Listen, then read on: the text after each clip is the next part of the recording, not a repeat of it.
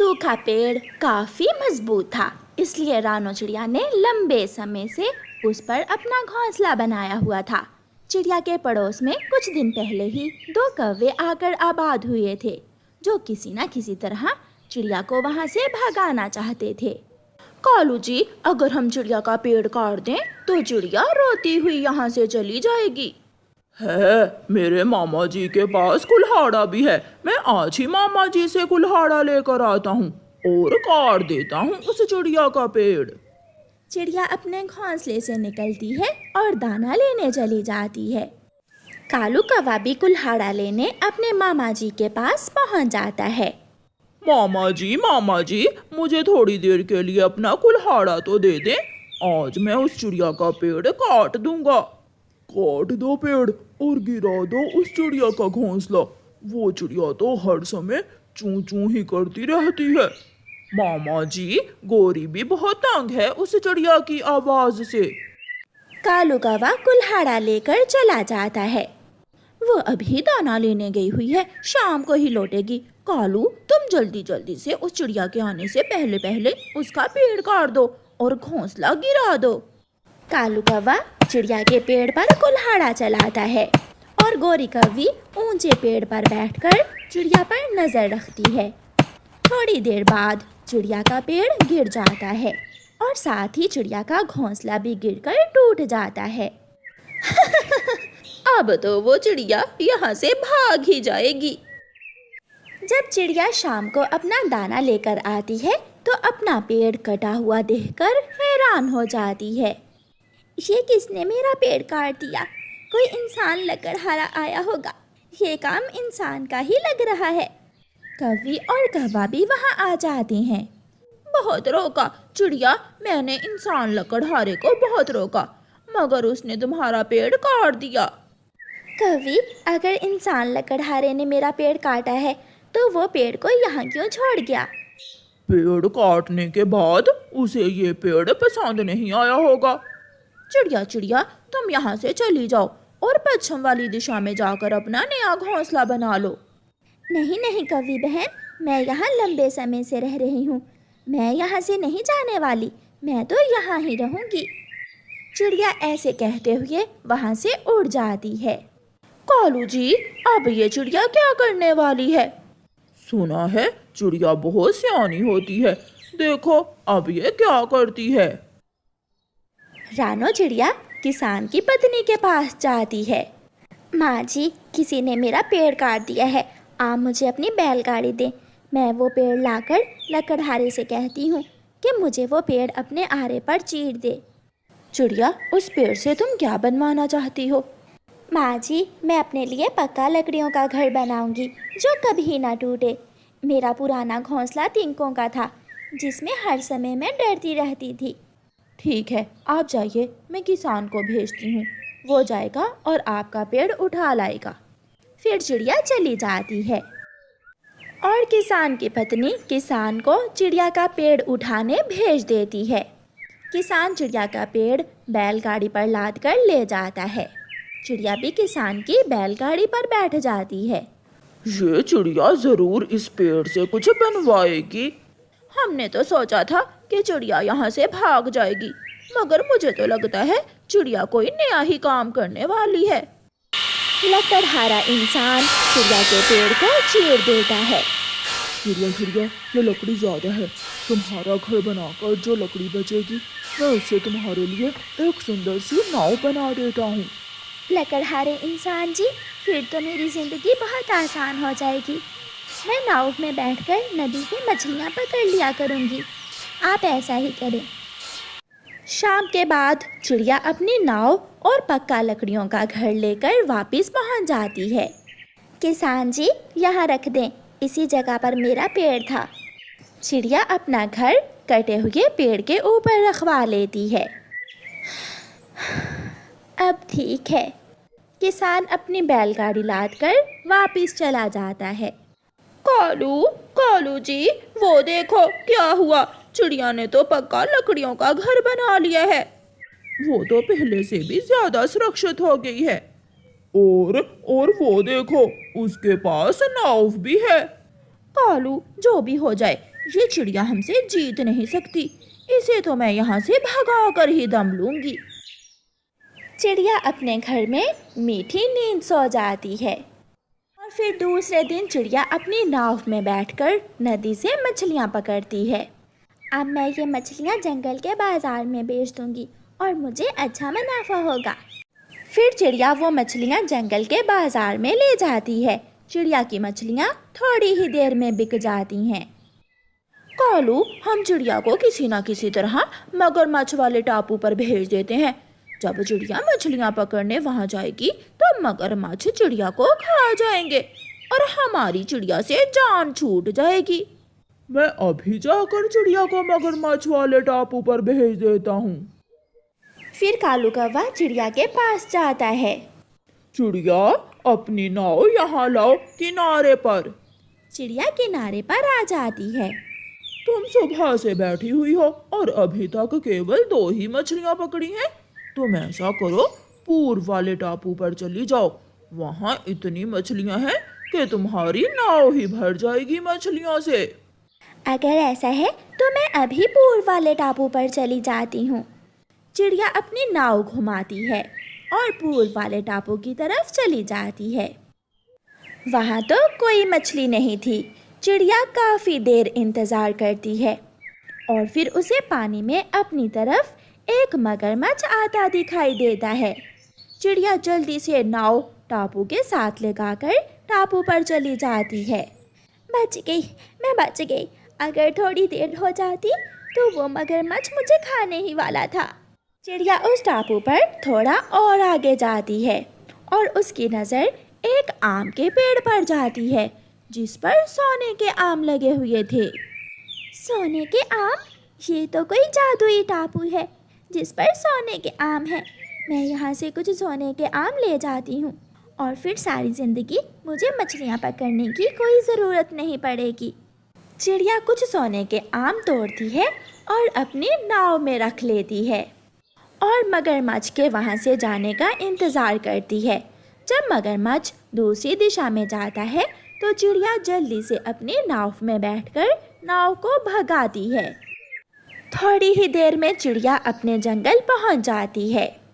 कालू, वो देखो, चिड़िया तो वापस आ गई है। उसे तो मगरमच्छ ने भी नहीं खाया। वो बच गई, मुझे विश्वास नहीं हो रहा। कालू और गोरी चिड़िया के पास जाते हैं। कालू कौवे और कौवी, बहुत बहुत धन्यवाद मुझे उस टापू पर भेजने के लिए। कौवा और कौवी एक दूसरे की मुंह की तरफ देखने लग जाते हैं। चिड़िया चिड़िया, वहाँ मगरमच्छ भी थे। हाँ, मैं मगरमच्छ से बच गई, मगर देखो मुझे वहाँ से ये सोने के आम मिले हैं। आज के बाद मैं कभी मछलियाँ पकड़ने नहीं जाऊँगी। चिड़िया सोने के आम लेकर अपने घर चली जाती है। कौवा और कौवी तो और भी परेशान हो जाते हैं। कालू, हम जितना भी बुरा चाहें, इस चिड़िया का अच्छा ही होता है। हाँ गोरी, इसलिए मैंने सोचा है कि आज के बाद हम चिड़िया से दोस्ती कर लेंगे और उसका बुरा नहीं चाहेंगे। फिर कौवा और कौवी निराश होकर अपने घर चले जाते हैं।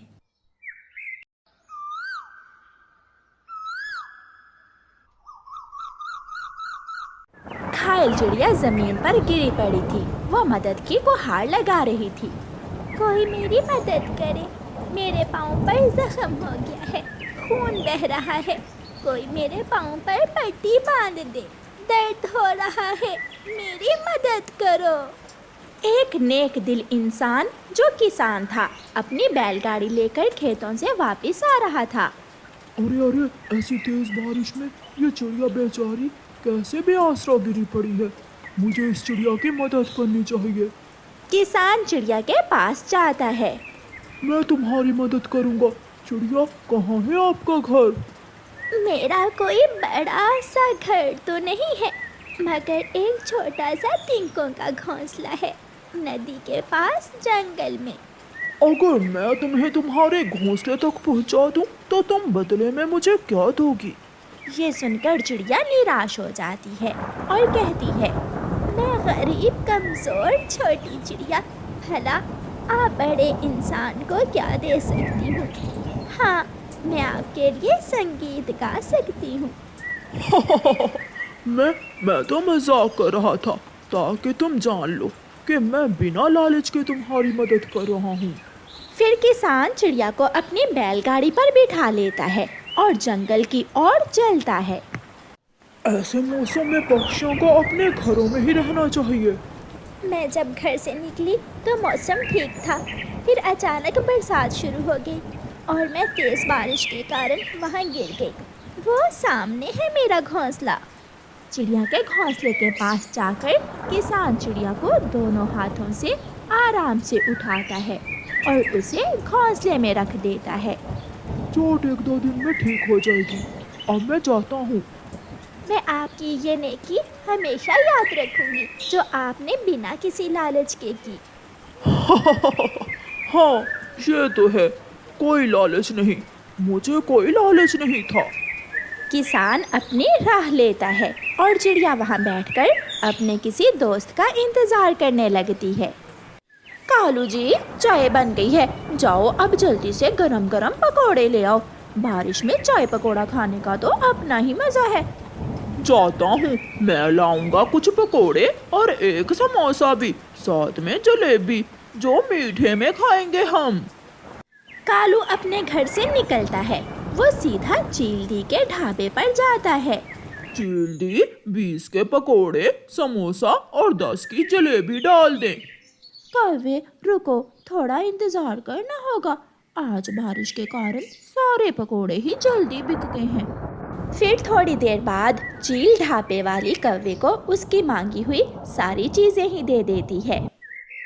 कौवा बैग लेकर जा रहा था कि पेड़ की डाल पर अपने घोंसले में बैठी हुई चिड़िया कौवे को आवाज देती है।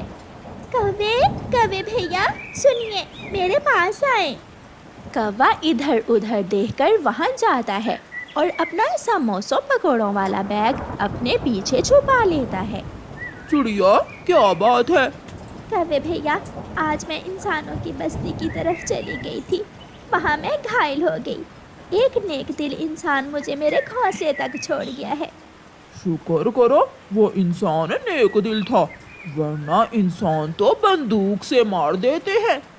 जैसे हम पक्षी एक जैसे नहीं होते, वैसे भी इंसान भी एक जैसे नहीं होते।